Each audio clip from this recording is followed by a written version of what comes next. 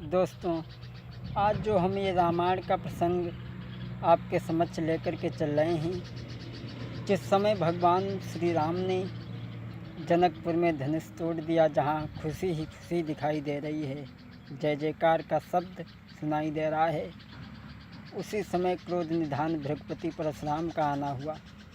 और परशुराम ने आते ही आते जवाब दिया, जनक क्या कारण है आज से पहले तुम्हारी सभा में इतनी लंबी भीड़ कभी नहीं देखी। और कहा परशुराम ने कि हे जनक, कहो क्या कारण है, ये भारी भीड़ भाड़ क्यों है।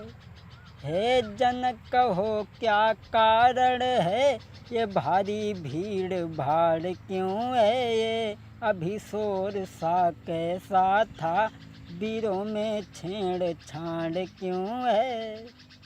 आते आते परशुराम ने जवाब दिया, जनक आज से पहले इतनी लंबी भीड़ तुम्हारे दरबार में कभी नहीं देखी। और ये जो आवाज़ हुई थी ये किसकी थी। तब तक उस टूटे हुए धनुष पर नज़र पहुंच गई। जब टूटा हुआ धनुष देखा तो आग बबूला हो गई। लाल लाल आँखें भईं और गरमा गया शरीर, तेजस्वी तुझने तभी की गर्जना गंभीर। हाथ में फरसा उठाया और कहा, जनक कौन था वो बहादुर जिसने भोले बाबा के धनुष को तोड़ करके अपनी मौत को बुला लिया। कौन थी वो माँ जिसने उस पहलवान को जन्म दे करके सयाना किया, जिसने भोले बाबा के धनुष को तोड़ करके सीता के साथ में रिश्ता जोड़ करके अपनी मौत को बुला लिया। परशुराम के क्रोध को देख करके सब उनके चरणों पर गिरने लगे और बिना पूछे ही सारा परिचय देने लगे। सीता को दुखी देख करके, सबको उदास देख करके, सीता को दुखी देख करके भगवान श्री राम ने दोनों हाथ जोड़े, कहा, माफ़ करना ब्राह्मण देव, धनुष को तोड़ने वाला आपके सेवक के अलावा, दास के अलावा भला और किसका काम हो सकता है। कहा भगवान श्री राम ने, नाथ शंभु धन भंजन हारा, हुई है को एक दास तुम्हारा। भगवान श्री राम ने दोनों हाथ जोड़े, का क्षमा करना ब्राह्मण देव, आपके धनुष को तोड़ने वाला आपके सेवक के अलावा, दास के अलावा और दूसरा कोई नहीं हो सकता।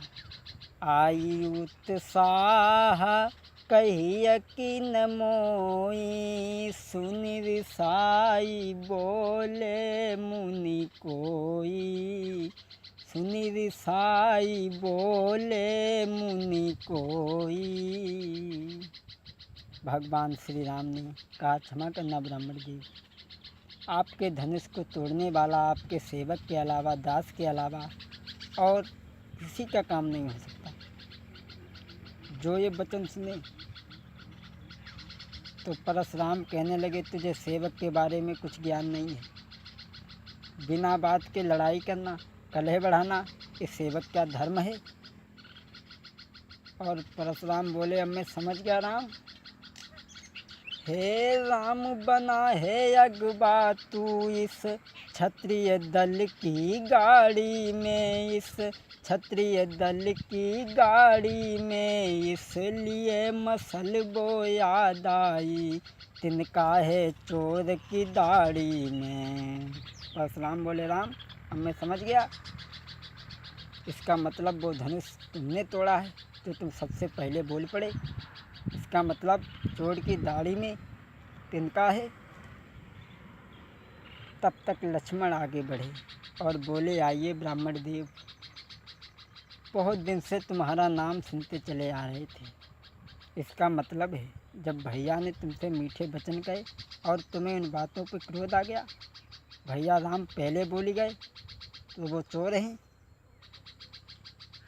और बोले लक्ष्मण परशुराम, बोले सुख का संवाद कभी दुख का कारण बन जाता है, और मीठी बोली के कारण ही तोता पिंजड़ा में आता है।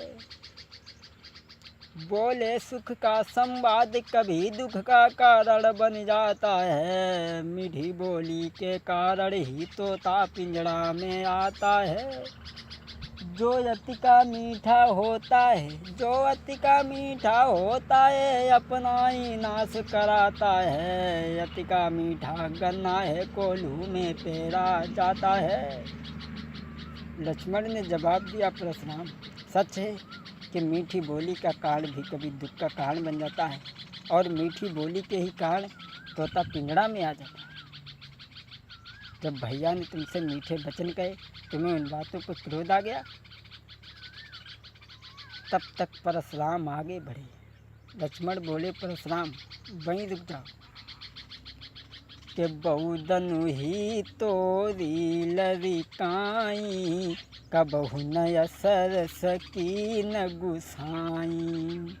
अरे खेल ही खेल में न जाने ऐसे धनुष कितने टूट गए, और तुम्हें कभी कोई क्रोध नहीं आया। ये धनुष छुअति टूटी रघु पतई न दोषु, मुनि बिन काज करिय तत रोसु, मुनि बिन काज। लक्ष्मण ने कहा, वीरभद्र छुअत टूटी रघुपतई न दोषु, यानी बरसों का पड़ा हुआ धनुष भैया के छूने से टूट गया तो इसमें उनका दोष क्या है। जो ये बात सुनी, परशुराम बोले, इसका मतलब है कि उन धनुषों के समान ये भी धनुष था। वे नप बालक काल तोई बोलती बस न सम्हारी, धनु ही समत्र पुरारी, धनु विविधि सकल संसार। उन धनुषों के समान ये धनुष भी था। तो लखन लाल ने अब कहा, करी कुछ मृदु मुस्कान, धनुष हमारी राई में सब है एक समान। परशुराम बोले, इसका मतलब उन धनुषों के समान ये भी धनुष था। ये भगवान, ये महात्मा दधीच की बेनाक की हड्डी का धनुष था। इस पे अधिकार था भगवान शंकर का, और मैं धनुष तोड़ने वाले को जिंदा नहीं छोड़ सकता।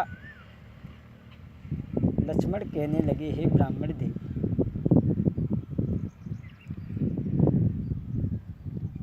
और बोले,